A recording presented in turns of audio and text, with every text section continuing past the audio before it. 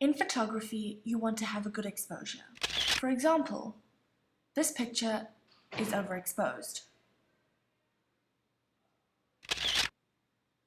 And this picture is underexposed.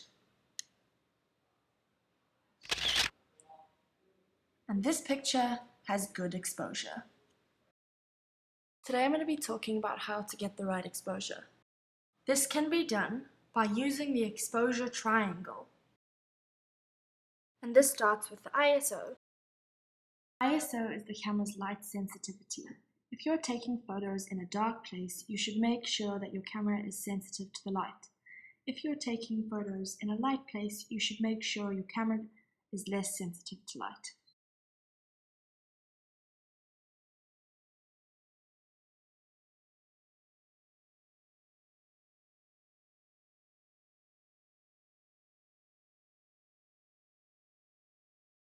The lower the ISO, the less sensitive the camera will be to the light. The higher the ISO, the more sensitive the camera will be to the light.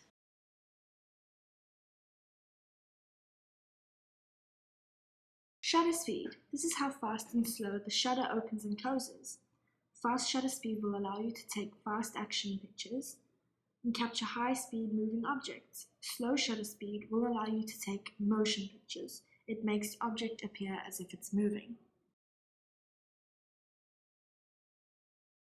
The lower the number, the slower the shutter speed will be, and the higher the number, the faster the shutter speed will be. This is an example of a fast shutter speed.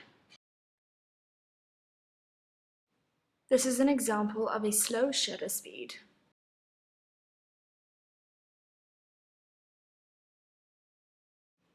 Aperture.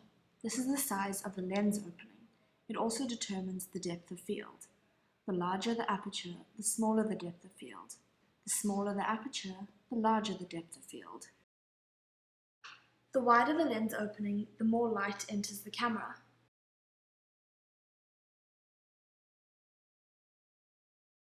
This is an example of a shallow depth of field where only the subject is in focus. This is an example of a wider depth of field. You can control the exposure or how much light gets into the camera with a combination of ISO, shutter speed, and aperture. Thanks for watching my how-to video on basic photography.